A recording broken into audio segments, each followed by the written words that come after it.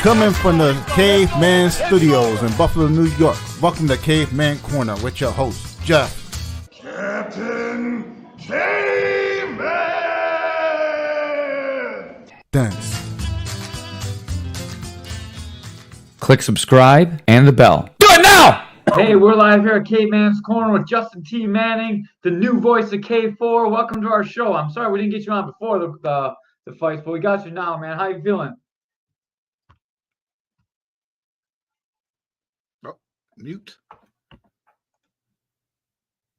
Hang on, you're a little bit muted. You're muted.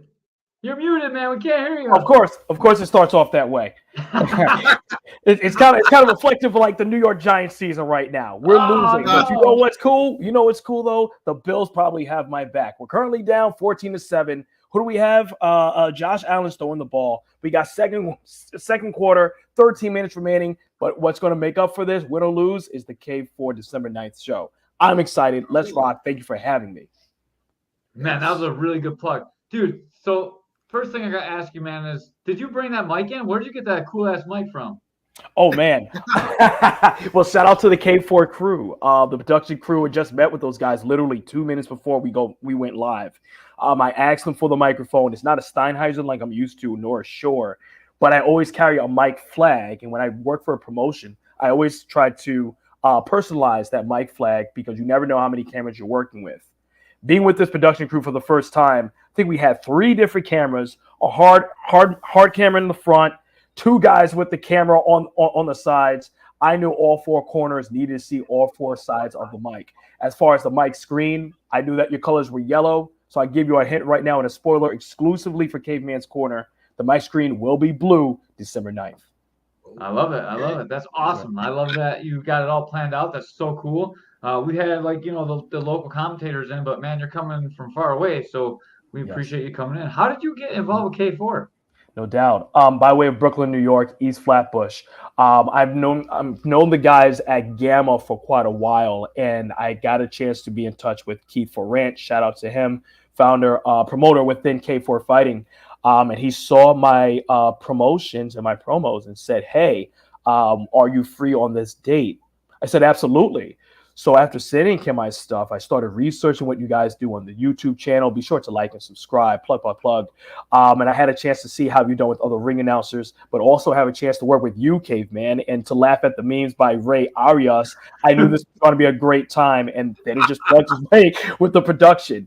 That's how you make a show, being sure that you build your brand. You never know who's watching because whether you're working the mic or you're working commentating booths, it might lead to your next stop. With me, it was from Brooklyn to Buffalo. And even getting there was a story in itself.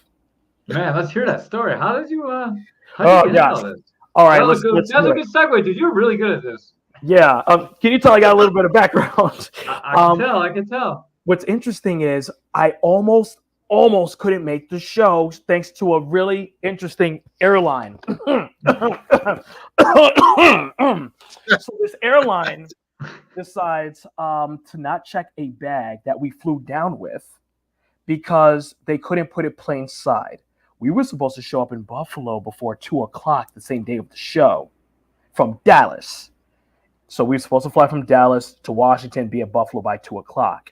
This particular airline decides, because you guys came with this carry-on, we're going to randomly not put this bag plain side. We're going to transfer you to the next flight in Chicago O'Hare. And O'Hare, as we all know, is known as Camp O'Hare. The flight lands in Buffalo at 5 sharp. Showtime is at 6. Call Keith, send him a text. Hey, just letting you know that something happened because of the weather and yada, yada. He's like, okay, great, fine. Don't worry about it. Showed up. We were able to not only meet with you, Caveman, as well as you, Ray, but I was able to meet with all of the fighters. And what I like about Riverworks is just how well the place is designed, but also because they mark the places very well. I had not worked in Buffalo Riverworks before. I have not had a chance to work in multiple locker rooms like, hey, what's going on here? Most promotions I work with is blue corner, red corner, everyone's in the same spot. Here I'm doing a whole maze, but I was able to work this out, work with you, go to the ring. I went through the wrong entrance just to get to the ring. One of the fans had to lift the gate for me to get through the side. Oh, wait, I need a microphone. So I go up the stairs in my beautiful 3-piece tuxedo suit. People already going crazy. And everything just fit together. Looked over to the right, saw you guys. Looked over to the left. Gamma was ready to go to sanction the fight. And we still had about 3 minutes to spare before we went live. Ready to go. That was awesome. You showed up right in the rules meeting. You were getting put into your tux right in the rules meeting. That was crazy. That was pretty fortuitous timing. Yes, yeah. Shout out to my dry cleaner. I'm not as fresh as Ray Arias with his black, Kill Bill Adidas sponsorship going on. You was better than me, bro. Oh, not at all. I think you probably took somebody out. That's why it's not yellow anymore. That's right, dude. Having Ray have the sunglasses on for the whole show too, like that's yeah. It's pretty hard to carry that look off, especially when it gets dark. It was a little bit dark in there too, and like Ray's got sunglasses on. He's fine. He's just chilling. You know who's like that? I'm not sure if you guys are into professional wrestling. There's this guy that was a heavyweight champion in ECW, SmackDown, and moved over to commentating for TNA Wrestling, and now for All Elite Wrestling. Brooklyn's own Red Hook Brooklyn, Taz. Yep. I think that's you. Definitely. Ray. Mm-hmm. I like how we're all wearing black, by the way. there it is. Brooklyn, Integrity Martial Arts, and Adidas. All the things you need. All the things. Yeah. So what got you into commentating, man? You're a very vocal guy. I think you should be on TV instead of like calling fights. Like, hey, not like introducing. You should be like talking on TV, like doing something. Yeah. I do have a background in broadcasting, but mostly it was probably my undergraduate studying political science down in Hampton University in Virginia. From Brooklyn, 6 hours away. I started doing a lot of like running for SGA. I did hold several offices, and I learned that it's not so much what you know, but how you present what you know to gain that following. And then it really sharpened as I worked with several promotions after graduating. I've worked with Siam Fights, United States Muay Thai Open. I've worked with now Spartan Race, for example, where I'm working with 300 people every 15 minutes. So your presentation is there. The challenge becomes how you do this with more than one hard camera, particularly if you want to go for one take. You're doing sponsorship drops. You're working with people that you rarely know. So all you can do is be as professional and mentally prepared as possible with not as much time as you expect to have. A good example of this, Caveman, is this Saturday. I will be in Boston announcing at Fenway Park for a 12,000 person event. This will be my second time doing this. I'm waiting now for the sponsors that I'm going to be announcing, as well as the people that show up on the screen. There's a whole run of show that you need to follow. So when you're announcing commentate, it matches Caveman's Corner in the background. Who am I working with? Ray Arias. Can anyone tell me about Ray Arias? They don't know who Ray Arias is neither. So now it's like, dag, well, where's Ray? Ray doesn't show up till 2 minutes before the podcast starts. All right, we're going to have to make this thing work. So you try to improv as best as you can. You keep your humor, but also just a hint of professionalism. So that way, when you watch this stuff on YouTube, people can watch this, and you can watch this as well without any regret, knowing what you could have done better, but also see how far you've come. So commentating is definitely something I've done. It's transferable for announcing because you got to get everything right. But that's, I guess, a little bit perfection about who I am. See, it's a lot easier for me because I mess something up. Like a lot of people don't even know what I'm saying, but everyone knows. Like if you're introducing the guy and you say the wrong corner or the wrong sponsor, like there's a lot more pressure on you because not only that, you're talking in front of everybody. Like I felt it when I was in the corner and the guys were yelling stuff that I can't say in the ring. So I came in and that interviewer, like they kept yelling at me, like, so we give away bonuses from Caveman's Corner, right? But it has nothing to do with K4, so we can't talk about that on the mic, you know what I mean? Because we don't want to get the promotion in trouble. So like he's trying to say that in the mic, and I gotta keep the mic away from him. He can't say that. I'm like, you can't say that. And his corner screaming at me, yelling at the mic. I'm like, you can't say it. Like, so we had this whole discussion going on. And like I understand, like it didn't look very professional. It looked like I wasn't really like I didn't really know what to say to him, but like I couldn't let him say that on the mic because I don't want to get Keith in trouble, Like, and that'd really be in trouble because we're the one giving the money away. 100%. I've been in situations where I've seen announcers do the trademark for Michael Buffer. You don't do that.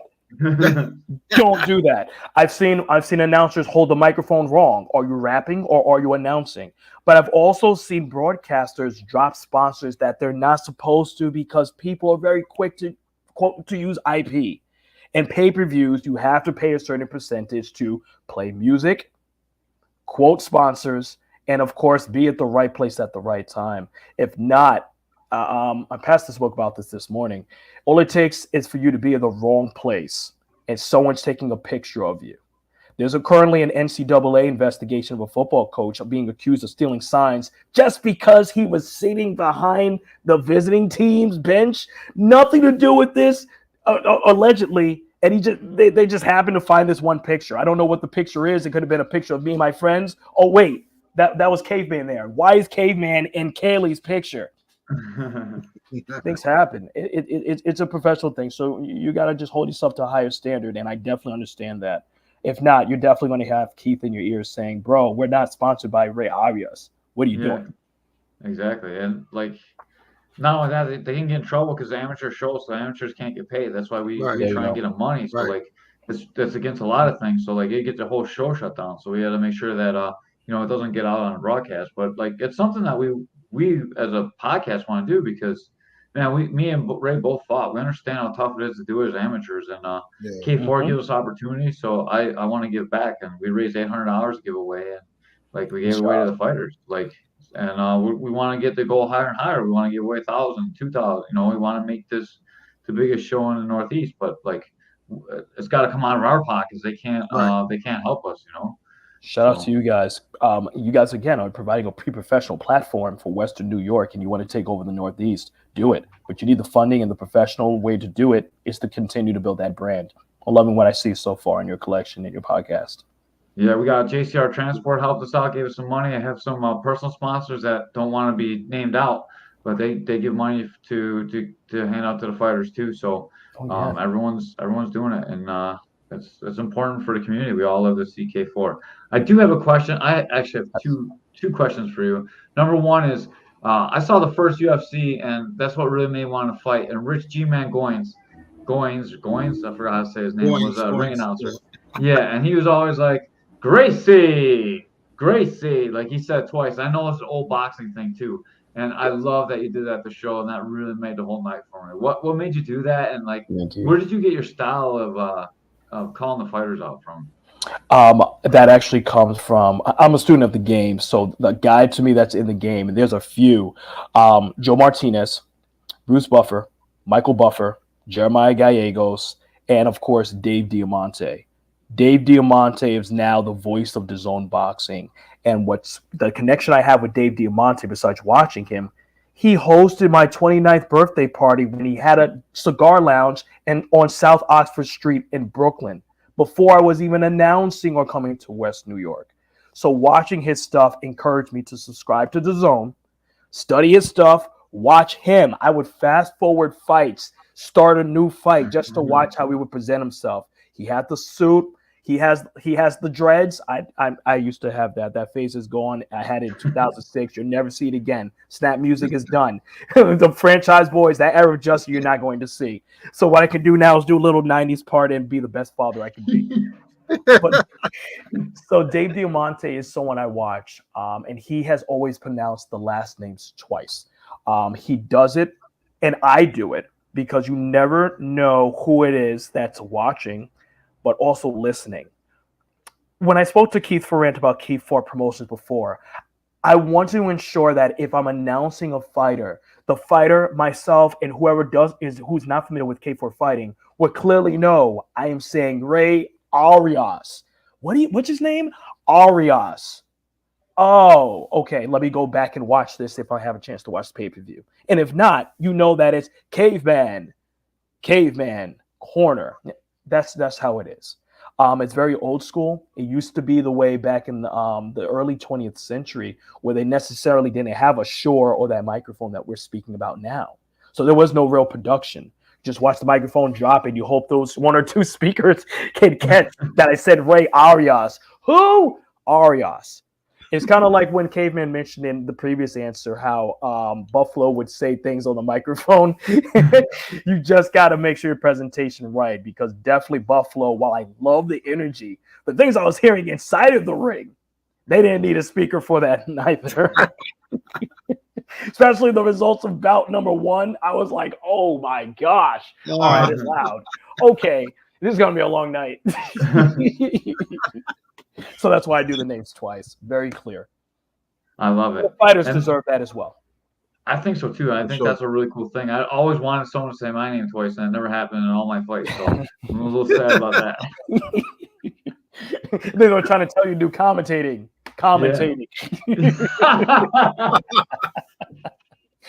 Definitely. And now I have another question. I asked Ben this, and maybe Ben wasn't the best person to ask. I asked him what he does to get ready to be mentally the best mentally place that you can be. I guess I'm not really sure how to word this, but the best that you can be to have good memory, be aware of everything. What do you do to get ready for the show? I know, like, Ben says he likes to take a lot of naps and he takes like neurogenics and stuff, but then he smokes a lot of weed before the show too. So I'm not really sure that like Ben's method is really going to work for me. I've been trying to do some Alpha Brain. I like that. I felt good on that, and Pat says eat mushrooms. I don't want to eat mushrooms and see funny things. I'm very responsible for the things that I say. So what do you do? Because you were on when you came to Buffalo. It sounded like you had a rough trip in, but you were still ready to go. Right, and I was with my wife too. So that was her first time where we spent time in Buffalo. But what I do to prepare for this, as soon as I got in touch with Keith, I ordered my suit immediately because the suit would have been here within 3 weeks. At least 2 weeks out, I'm organizing information that I need for the cars. And one of the things that I do for K4 as well as other promotions, but K4, I got that 3-piece suit ready. You notice that the back of the cards had K4 promotions. How does that help the production and my commentating broadcast team? You want to focus on somebody in the center of the ring that reflects what they're standing on. K4 done. As far as the mental preparation, coming in from Dallas, not Brooklyn or LaGuardia flying out, this was always on my mind as the mission, to leave there with more answers than questions, which is kind of the opposite of WWE or professional wrestling. But also when I'm there, especially with an hour to go, the mental preparation, I already know who I want for opening. The only question I had was, where's my hard camera? What type of microphone am I using? What's the vibe of the crowd? When I went out there, Caveman and Ray Arias, it was the moment you sit still, you lose your skill.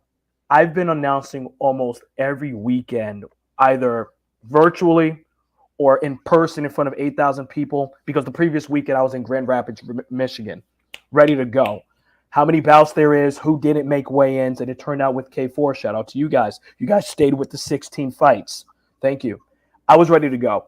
By the time that I'm finished the opening intro and we do the national anthem, I'm ready to segue over to the commentators, make sure that I'm great with my judges at ringside, my physicians, and know where everyone is. Oh, yeah, and the timekeeper and the official in charge going. So mental prep is something at this point where it's a month out just about. If it's a fight that I have to do, let's say, if I could plug, can I plug another promotion here? Yeah, sure. Yeah. Warriors Cup, April. Oh, you can definitely plug them. They work with Keith, so that's even better. Yeah, Gooch and Christian Tran. Yeah, heck yeah. Yeah, he's my guy. He reached out to me 3 days prior to Warriors Cup 52 in April. Mind you, my baby girl was just born at 3 months old, so my wife and I are still figuring things out. He's like, yeah, we got 3 days to go. We need someone. Crap. Sure, I'll take this over here because baby formula is $100 a pop. Tell me when I'm telling lies. CM Punk reference. I had a chance to do that, and the mental prep for that was I knew where the location was, but I had no idea that the bout sheet would be 21, 22 fights. I've heard about it, but then when you get the sheet with all the bouts, the font is like font 5. So I'm literally trying to read the decision. It's like, and out of the red corner, standing 6 feet 1 inch, weighing 345 pounds, Ray. Arias? Arias. Yeah, I think you'll speak to Gooch and he'll say that I did a fantastic job with that first time. So that's a really long answer. But for any aspiring announcers that are out there, it's going to happen. So you continue to do what you do because you don't want to lose your skill. I like that, man. That's really good encouragement for people trying to do it. I guess my next question would be like, how do you keep so many gigs going? It sounds like you're working every week. How do you like maintain a regular life doing all the traveling, and how do you book so many gigs? Like, I guess that would be my next question. Good question. My newest gig is being a father. You have to know your schedule, but you also have to find a really good partner to communicate with. It's not easy being a committed husband as well as being having a baby girl, fulfilling your contracts with other places, right? This November, I have Fenway Park that I'm doing. The next weekend after that, I'm going to South Carolina to do something with 12,000 people, and then it's Thanksgiving. Plus, you want to maintain your vocal health because when you come home, you have to be a team player. The best way to do it, this is what my wife and I do. We create a shared spreadsheet, as corny as that sounds, so we know exactly what date it is that I'm doing, as well as knowing when I'm flying in and flying out. This helps her to know when the promoters, when I'm flying and flying out, but what promotions work best and are closest to us in New York City at the moment. So if someone was to reach out to me and say, hey, in August, we need someone in San Jose, I'm easier to say yes to that depending how soon I have that notice. But other than that, during the weekday, it's great. The biggest obstacle for us would be just Thursdays to Mondays. Do you travel with your wife frequently on these trips, or is it mostly you? No, it's mostly me, especially this year. And one of the reasons why I loved K4 Fighting was not just Buffalo. We had never had a chance to be away from our baby girl for more than a day. So when she came in, she didn't even have a chance to watch the fight. She was exhausted. She checks into the hotel.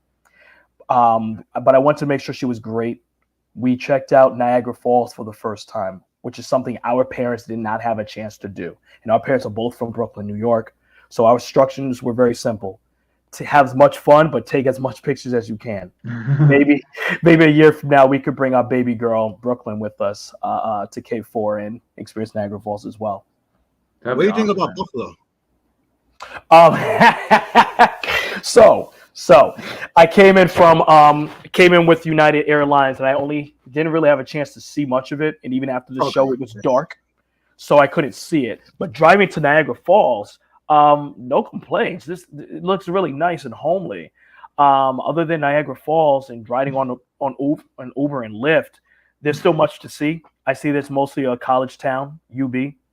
So I'm hoping that the next time that I'm there, I can experience it. So Ray, I will be flying in a day prior to the event, so I can experience a little bit more of Buffalo. Great. And it's currently warm too, so I'll take that. Yeah, you should definitely go out with Ray. Ray will hook you up. Ray knows every good place to eat around here. Ray eats really That was good. a good spot to eat. Yeah. My man, I'm gonna hold you to it. Two Brooklyn guys. Yeah. Probably, Ray, what do you like to eat? I like pizza. Good answer. Number one answer. Ray. For the podcast, all right? There's wrong answers to this. Where is the best place to order a pizza in Brooklyn? Wow. Yeah. Wow. I'm gonna say. I'm waiting for this answer, Ray. I'm gonna say 1000 Pinckney Avenue, in Brownsville. Really? Yeah. Are they still around? Yes. Come to Brooklyn. Let's go together. I haven't been to that one. I'll give you one. I usually take trips to Brooklyn. A trip should be coming up soon, so I definitely will hit you up. Well, I got a trip coming to Buffalo, so maybe you can show me what the Buffalo pizza's like. Every time Ray needs some money, he's got to make a trip to Brooklyn. So you might not want They to got go. some. Ray. They actually got some Brooklyn pizzeria, pizza, New York style pizza out here in Buffalo. The owner's from Brooklyn too, and everything. From Brooklyn. Tell you guys something. I went to Detroit and they had Detroit oven pizza. It wasn't Brooklyn. Now, see, Buffalo, go ahead. and Buffalo, they make fun of New York City, New York style pizza because they say it's thin, but they don't understand. We got the Sicilian pizza, it's square, it's thicker. We got the square. We can even do Chicago deep dish pizza too. Oh my gosh, we're talking about pizza. I got to check out this Buffalo pizza, man. Ray took 2 fighters out for Buffalo Pizza too that just fought on the card.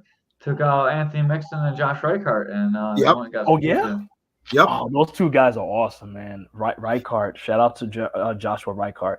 Reichart was probably one of the first fighters afterwards to reach out to me via DMs and Instagram and tell you how much of a great time he had. He's just here. What's up, Josh? Joy pizza is lasagna.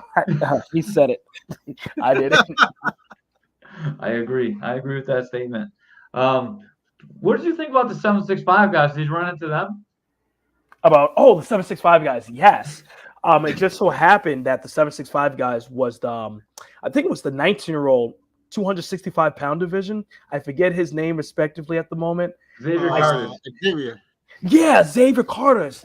Yep. I caught him in the lobby after the fight, still fresh face, still has some energy at like 10 o'clock, 11 o'clock. I'm like, I moved everyone aside, shook his hand and said, dude, you not only wrecked the guy, but I felt his opponent in the beginning of the fight had an opportunity to change the result and realized a little bit too late, maybe midway through the first round, this kid is not just 19 years old. And he learned that the hard way. The longer the fight went on, the youth progressed. So I let him know, gave him a little bit of encouragement, and I think I followed him on Instagram. Nice. I'm sure he enjoys it. The 765 guys, we like him the best. He's quiet and just gets the work done. Yeah, I love those guys. Shout out to anybody from Indiana, the Midwest. Nice, man. Awesome. Man, I don't know how to ask this delicately. What did you think about the promotion, and what do you think about these small amateur shows compared to, like, I mean, obviously you're doing big places, you're doing Fenway Park, like you're coming to do, a few hundred seaters. Does it seem like a step down? Like, I'm not asking this like to be insulting to K4 or anything like that, because I know like K4 is going to grow and we're going to have a huge growth in the sport, and we're going to move out of Riverworks. But I mean, the outside show at Riverworks is pretty amazing, but like you're doing Fenway Park, that's quite a bit different than 800 people inside of Riverworks. What's the difference, like, going from like these big places to come in and do these little amateur shows? Because I know I've seen you do some boxing shows that seem pretty small too. Like, is it different for you, different prep, or you treat it all the same? Like, what is the difference like? The prep work is definitely more intense because even if it's a smaller crowd, you can definitely feel the passion. It's not just 15 minutes of reintroducing yourself. You're in there in the middle with the spotlight, again, on pay-per-view, where anyone is watching around the world. K4 also has the demographic of being on Western New York, different mixed martial arts taking place. So the preparation is variously different, especially in the fact that I like the challenge of doing inside and the potential to do this outside. K4 has it going on. And plus, I love to travel. Besides, Buffalo Bills, that's like my second favorite team. So you're already talking to somebody that's somewhat biased. But that's neither here nor there. What I really like about doing the amateur shows, whether it's USA Boxing, Amateur Fight League, Warriors Cup, K4, having the opportunity to challenge myself with those that want to be the best for their promotion, because we're all very hungry to go to the next level. Everyone looks at UFC, PFL, which is great. They're fantastic companies, but they all started from somewhere, and everyone that is hungry, I've seen, has been able to progress. I alluded to David Diamante beforehand. David spent years grinding on the smaller levels. Not that they're small, and there's nothing bad about that, but he perfected his craft. Then he became the voice of the Brooklyn Nets because of how he started. And now we're buying pay-per-views with Dave Diamante in the middle of the ring. Dave Diamante was on Creed 3 movie, for example. And at the time, you think back to when he threw my 29th birthday party, I know him, and he was still humble. that's what I'm hoping to see, hopefully, with myself, as well as you, Caveman, as well as Ray Arias, or any promoter I work with. 5-10 years down the line, I promise you, many of these promotions not just have promise, but they're developing fighters for the next level. So to me, it's not small at all. To me, these guys and all these promotions are not just huge for the development of the fighters, but they also see themselves as next level, and that's where I want to be. Yeah, that's awesome. And we've we started out with TNT, which is like another organization that was kind of just like K4, and we got we got Patchy Mix out of it. We got Solomon Renfro out of there. Like we got some guys fighting in the biggest shows in the world coming from this area, just from these little shows that we do.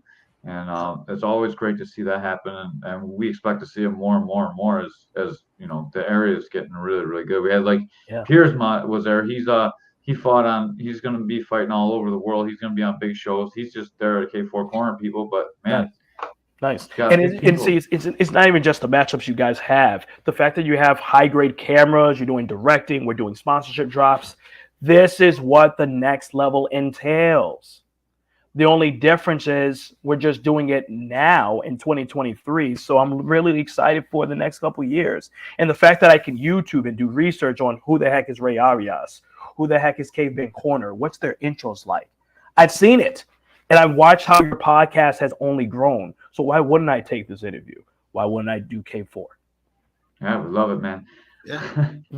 We appreciate you coming on. You're like big news for us. We got a guy that talks all good. We're gonna look good. You look handsome. Cut it up Stop talking about Benfield like this, okay? Ben's not here. Gosh. Oh, this kid gets on my nerves. Shout out to Benfield. I posted a picture of myself and my wife at Niagara Falls. That's the mission. Benfield goes, the ninth wonder, and he reposts a picture of myself and my wife in China to the right. China of WWE, the ninth wonder. He's a huge wrestling fan, man. He probably loves you to death. Yeah, he and I could definitely chat. We could talk everything wrestling. Yeah, I wish I liked wrestling, man. I stopped watching wrestling as soon as I saw UFC. I get it. Totally gave up. I get it. Professional wrestling for me is somewhat personal because I know quite a few of the wrestlers in AEW as well as a few now in WWE. So I've seen them from the lower level. To me, it's not lower at all, just different platforms. And now they're being paid to come out, have dark matches, or carry a storyline. The current AEW World Champion, MJF, Maxwell Jacob Friedman, he's the world champ at the age of 26. And I remember watching him wrestle in Elks Lodge in Queens back in 2017. It's not even the fact that he can wrestle the best, not the fact he has the best MMA skills, but he can talk. And that's what helps sell. It's not so much about your technique in the ring as it is as much as you make me feel in your give for gab. Watching. So I watch everything. UFC, MMA, Kevin Harlan with NBA TNT, Shaq and Chuck, how they interact with one another. Those guys, they got renewed contract for $200 million. They're doing something right. That's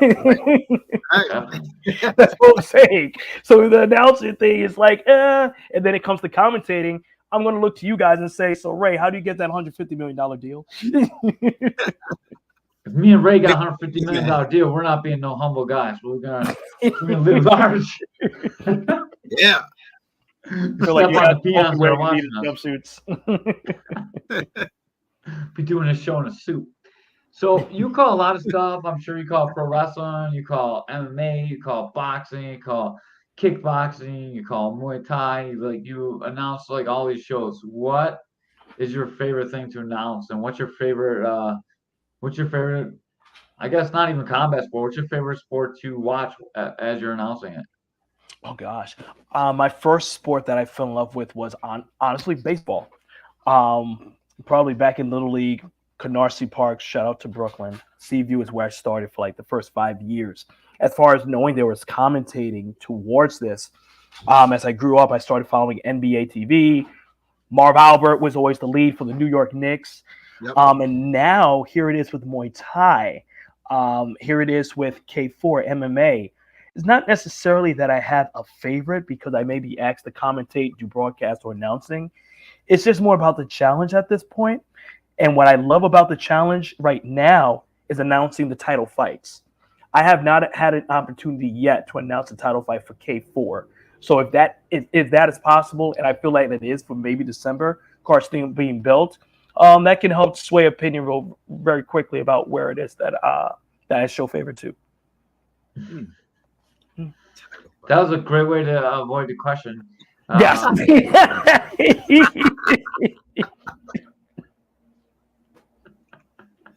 I guess. What's your favorite sport to watch then? After you avoided that one, you said baseball was like your favorite and your first love. But what's your favorite one to watch now? Like out of all the stuff that you know. Right now, I'm excited for NBA basketball because they have a new format. They're doing something new called an in-season tournament at the very beginning of the season. So I think everyone is like, what is this? Even the players are like, I'm just here so I don't get fined. And it's supposed to encourage the players to not tank so early into the season. And then yesterday, I called a title match for USA Boxing Metropolitan. New York USA Boxing Metropolitan just had a championship for some of their final matches within the 125-pound division, 125, 135-pound division. So I had a chance to announce those titles. So right now it's just the both of them. I wish I could answer your question more straight. This goes to that whole preparation. I don't have one right now, but right now I'm just enjoying the Bills and basketball. That was a terrible answer. It was a terrible answer. I got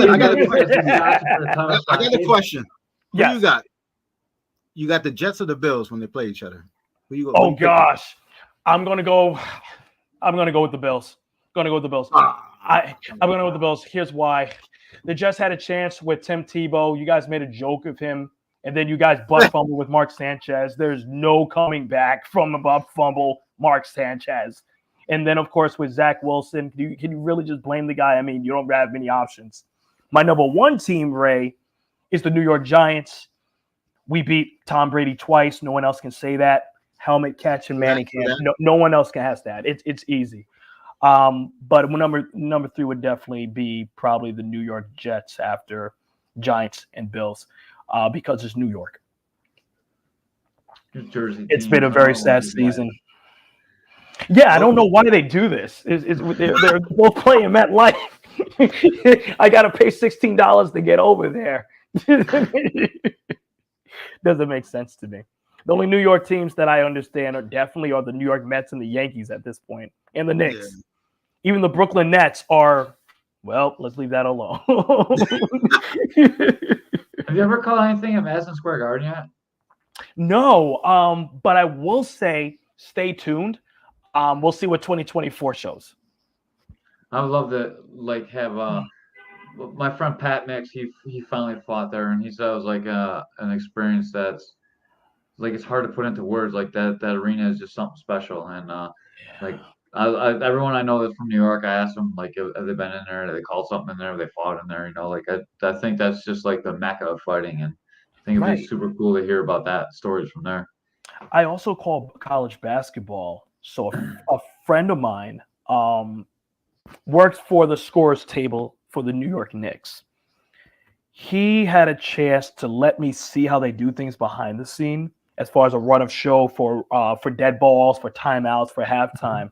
Just having one of my dreams, a Caveman, is to actually commentate while that New York Oregon plays in the background. That's all I want. That'd be so cool. Dun, dun. Oh, yeah. Gabe Vega jumped in while you're talking. I tried to interrupt you and then I stopped. He said, I got you for the title fight. He wants to fight for the title. He's making his call. Just had the impressive. He fought in the main event. He was the guy that won the main event at the show. Yeah, congratulations, Gabe Vega, man. Did a great job. I believe that fight went the distance. Yeah, all 3 rounds. Him and Keenan Hines. First fight with elbows too. So he did good. Gabe, let's make it happen. In fact, Gabe, add me on Facebook so we can start getting your information now. Gabe started calling us out after the fight too. He was going to beat me and Ray up because Ray said Keenan Hines was going to win, the guy that he fought when we asked him the question, and I said he was only a first round fighter. So I had to take that all back and man, I call it like I see it, dog, and that happened when you fought Walker. You gassed out and. Dude, you made huge improvements in your game. So I'll call you out on here too. And I was wrong. You were right. And like that's how it goes. That's why I give everyone you guys opportunity to come beat me up at my gym. So you guys can all pop in that entire martial arts. And like whether you're a grappler or a striker, I'll do whatever. You can beat me up, punch me in the face. I'll try and punch you in the face, and we can work it out in a violent manner. This happens to be a pattern with K4. I feel like anything social media is going to play out in the ring, and I love it with this promotion. Josh Reichardt's fight, I heard ringside, was a grudge match due to what was said online between Reichard and his opponent. And it got the biggest pop of the night. WWE it kind of had a storyline to it, gentlemen. So here I'm announcing Josh Reichard, and I'm like, wait, this place is really getting loud. And then I announce his opponent. His opponent comes out like Vince McMahon, and I'm like, this guy is getting. This is money. we may pick that one. We have a lot to. You guys have a lot to go for. Okay, there's got to be some accountability. I'm going to call Keith Forrent right now, and make sure we put Ray and Caveman on some handcuffs. This is going too far. We actually did get handcuffed. Me and Skylar were about to fight. I told Skylar to knock the herpes off him and stuff, and Gabe is over here saying he's going to. He said it's all love. He'll continue to prove he's taking over the 145-pound division. Dude, you are doing that for sure. So me and Skylar were about to fight, and we were. He was trying to get me to fight him in the cage. Oh no! Yeah. Oh man. Oh my gosh! No way. Well, the good news is this: we can all bond because the Cowboys lost today. So. Yeah, Cowboys. Screw the Cowboys. Screw the Cowboys. This is a great podcast. Skip Bayless could be pissed off though. No, you guys are great. I do my best to watch everything, which helps to shape my broadcasting and speaking. You could beat him with your bad. Oh gosh, yeah, you guys are family. I do my best to watch First Take as well as Skip Bayless's show Undisputed, especially with Shannon Sharp coming over. Yeah. They could spend hours talking about the Cowboys, dude. They lost. Yeah, Cowboys lost. Skylar never showed up to integrity. He always talks a good game, but he doesn't show up. My dude Alfred wants to get some rolls on him too, so it'll be interesting if he does roll in. See, this is what happens our whole show long. There's always like something. What is going on? So like half of these guys are all like K4 fighters. They're the only one that turned a Bills game off to watch us. Like we got 10 people watching, like 1/1,000,000th of our normal audience, and it's all because of Bills are on. But thank you guys all for watching. We appreciate you very much. Justin, you got a podcast or anything that we can watch that you got to plug? Not currently. I did have a podcast with my wife to cover the sport of obstacle course racing, because we did a lot of Spartan, those Tough Mudders, those Warrior Dashes, back when we first were dating. It was called Metals and Chill, and we were given an opportunity to produce, my background, a weekly show with myself and my wife, and we would review all the races and the results that would happen. But not currently at the moment. Once this baby got born, things got real, but I can drop my information for everyone in the chat. Heck yeah, definitely drop it in the chat, and then people can check it out. Dude, I think you should do a podcast with your wife about just being a couple, like with what you got going on. Like you got some magic sauce going on. You got a baby, you got a marriage that's working still. You're traveling every weekend. Like, I'm serious, man. Yes. No, it's an accomplishment when you think about it. Thank you, Caveman. Thank you. Give me all the magic powers and trash talk that you have, all the positivity. Yeah, like you don't want no trash talk. You want to keep it positive with your wife, Like I think, dude, I think that's an amazing thing, man. It's hard to do in this day and age, especially. And like I'd be interested. I would watch that, dude. You're so personable. I'm sure your wife is too, and like got a baby, and like it'd be a cool way to communicate. Like you could do it when you're on the road, and then you can have like an hour together that like is public, and like maybe you can make some extra cash while you're doing it, and you're just time to visit. Like just spitballing ideas, man. But I would watch that. Definitely. Yeah. We thought about vlogging as well. The only thing that we learned from doing this together, the show, was it requires a lot of editing. So if anyone has any video editing skills, let's talk. Yeah, Ray used to make me edit these. I like doing them live. We used to do them not live, and then Ray would like the edits were bad. Ray was always like, "Oh, I'll help you. I'll Ray. help you. I'll help you." Ray never helped. Ray doesn't even know how to do it. But There's so much shade on this show and the chat, and Ray not doing his job. Y'all never forget, Ray's from Brownsville, and now he's drinking blood from his coffee cup over here. Watching this in the car. so I talk mad shit about Ray all the time, like, but this guy gets us gas. He got you. Yeah. He really, really, really does a great job isolating gas. He did a good job with Caveman's Corner. He helps us raise money. Like, Ray's a hell of a guy, and I make fun of him a lot on the podcast because it's kind of like our podcast thing.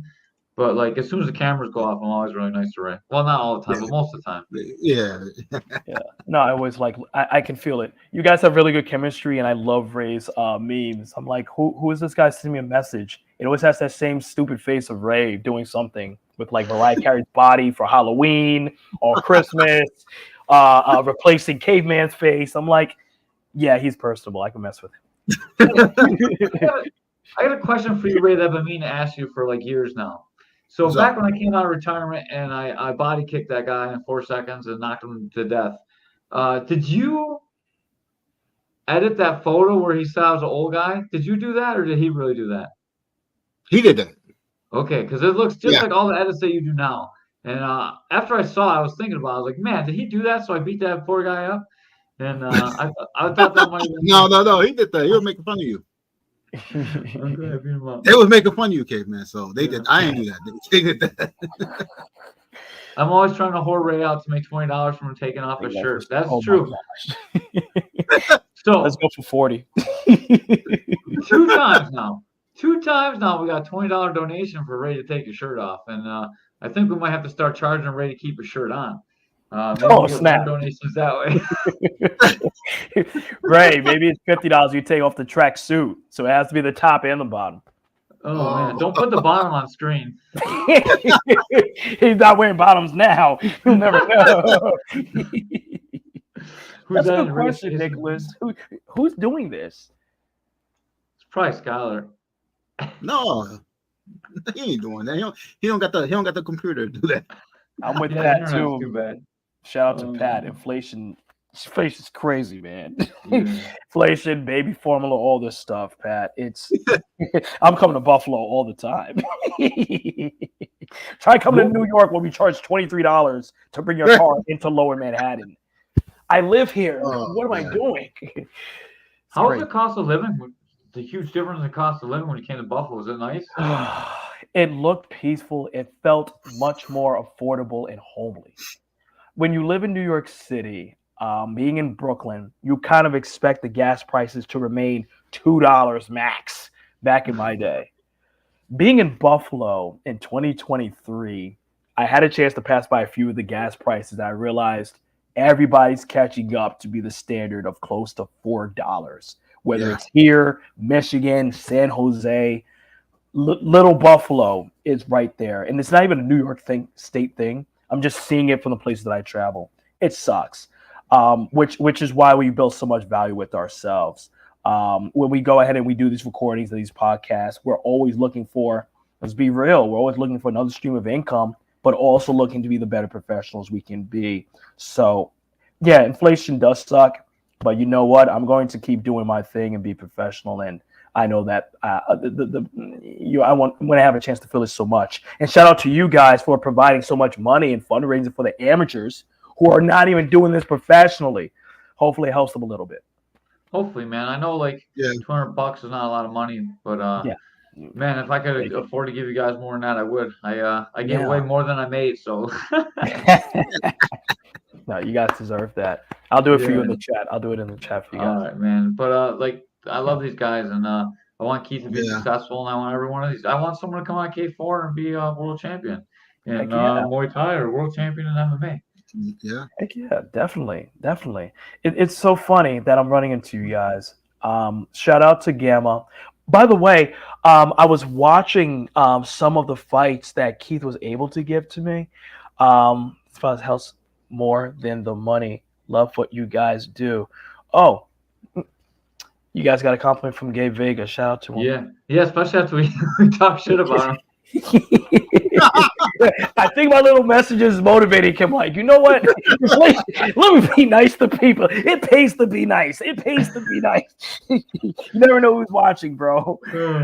Oh man, but nah, I had a chance to get to know the Gamma guys since wow. The first time I met Gamma, Kim Kinney, JPZ, John Paul Zuniga, Brandon Medina, was back in 2017 for the US Muay Thai Open. And we just stayed in touch for years. Yearly staying in touch turned into months to almost weekly now. These guys, you don't necessarily have to take them out to lunch, but a simple text message helps. And that helps to build that familiarity with, hey, this fight's coming up. Will you be the ref or will you be the judge? You just never know. Now Gamma has an event happening in Germany, the same way that they happen to have an event in Buffalo that they're sanctioning. So, yeah. Medina is the man. So we called a fight like two K4s ago, and this guy kept losing his mouthpiece, and they're both losing their mouthpiece. He did such a good job knowing whose mouthpiece was whose, putting them in the right mouths. Like, man, Medina is the man. JP is the man. And Tom Kilkenny, he's a definitely interesting dude. He's his own brand of guy, and I like him. And I had a problem. One of my guys didn't get his rap signed, and he ended up getting DQ'd. And it was a professional bout. And like, he worked with me, and like, he did the best that he could. I mean, like, it was the corner's fault. I was commentating, so I couldn't corner him. And dude, it sucked for him, but he was real professional, and he talked with me on hours on the phone, and like, he dealt with me when I was not at my best because I was not happy. Not only that, I was talking to him on the phone. I was being like a little not perfectly respectful, and then my car ran out of gas while I'm talking to him on the phone. So I'm pushing my car and I'm talking him on the phone about my guy being DQ'd, and man, it was he put up with me, and I love him to death for that. Shout out to Tom. If you're going to talk to Tom, be prepared to talk. That's my Muay Thai dad. But he's also a blessing because he put me in touch with a lot of folks. Shout out to Tom Kilkenny. Yeah, he's the best. Sure. Yeah, and Brandon Medina.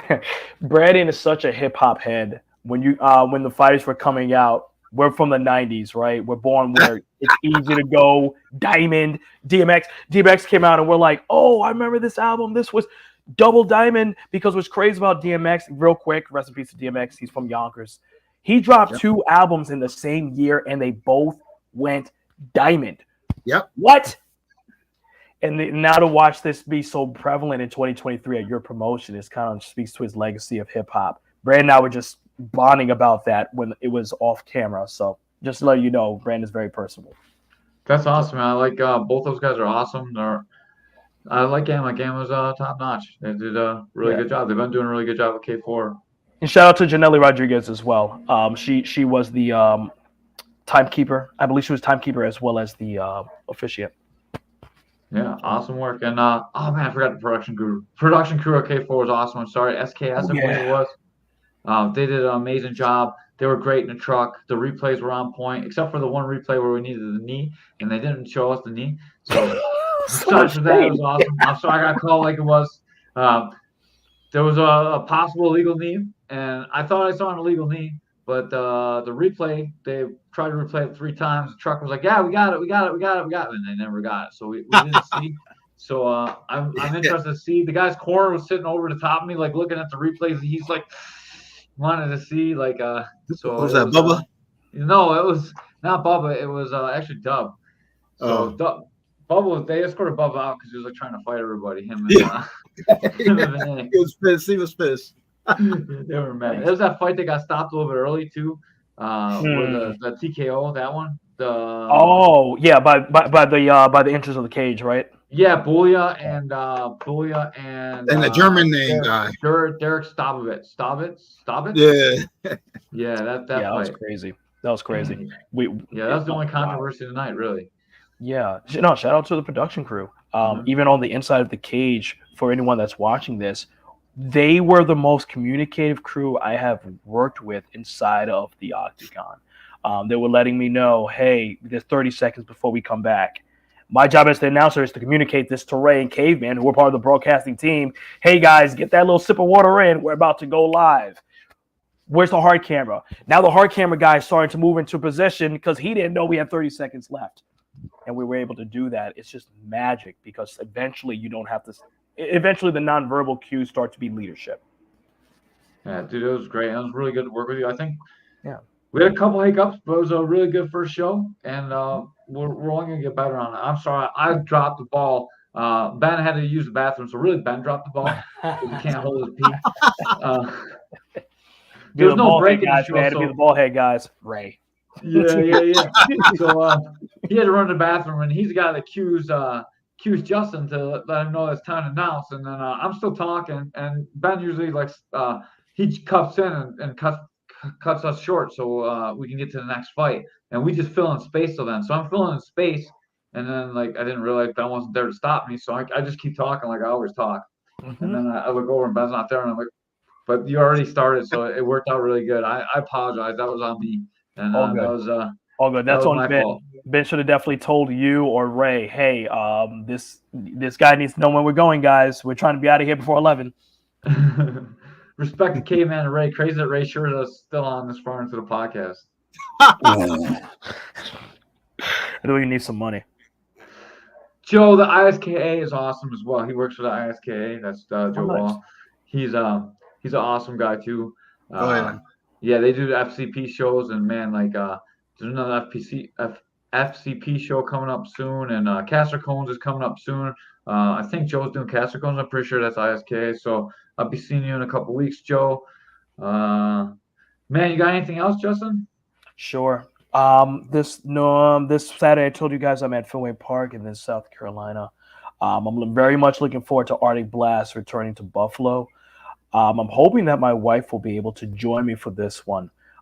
She didn't have a chance to see the K4 in person, but I want her to feel that electricity from the crowd as well as the fighters. We don't have a chance to really leave New York City together, let alone this early in our parenthood journey together.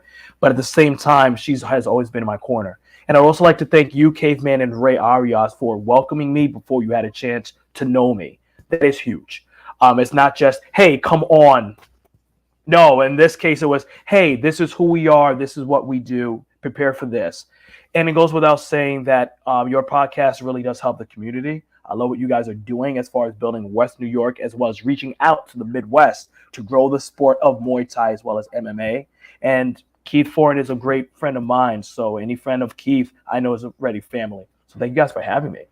Yeah, no problem. I'm sorry we couldn't get on before the show. We wanted to get you on before the show and kind of run down everything we're doing. We're trying to get all three of us together, me, Ben, and Ray, and it didn't work out. You were in Michigan, and I don't know what else happened. I just always when something bad goes on, we just blame Ray. That's how it goes. So 90% of the time, it's really my fault, and I just blame Ray. But everyone that watches the podcast knows it's usually my fault, and I just blame Ray. So that's just how it works. So if you got a problem, just blame Ray, and then everyone. The pizza sucks in Buffalo. I'm blaming Ray. Ray made this very clear. You owe me $50, bro. If you get sucky pizza in Buffalo, Ray took you to a bad place. I promise you that. Buffalo has good pizza. We got a good pizza. I'm going to send you a picture of the bad place he took me to, so you put on your next podcast. I will do that for sure. I will do that for sure. What is this?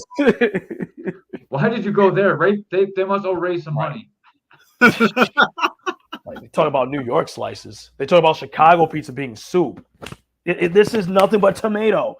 Don't be that guy, Ray. I won't. I love pizza. Thank you, Brownsville, Brooklyn. Thank you. Yeah, and when you get that podcast going with your wife and you guys are doing it, I you don't even need to send me no money, but I thank you and I can't wait to watch it. I will really enjoy that podcast.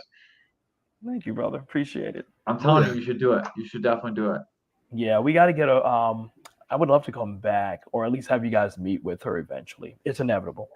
Yeah. I promise you that. Hopefully, we'll all get snowed in at the December show, and we can hang out together.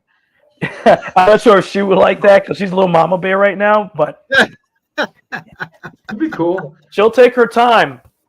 We got extra snow plows now, but we'll get out quicker than normal. Snow? Oh, you guys have snow already?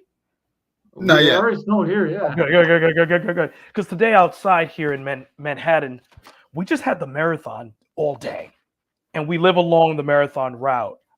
Just fun fact: it was 65 degrees, 20,000 some odd people, and we are 6 miles away from the finish. So we literally just watched everyone just celebrate with the perfect weather, which means they stayed outside and kind of kept our baby awake. And I kind of wanted to go out there maybe with a K4 poster and be like, don't forget to buy your ticket. That'd be kind of a little plug. We love you too, Pat. Thanks for loving the podcast. Thank you, everyone, for supporting our podcast. Thank you, JCR Transport. Thank you, K4, for giving us the opportunity to call the fights and get Justin T. Manning on our podcast, because someday when you're big, we're going to play this one over and over again and say we had the guy on the podcast. Yep. And we appreciate you. Ed Rogers, once again, thank you for helping the fighters out. Thank all you fighters for watching this. I know most of you are probably watching it tomorrow.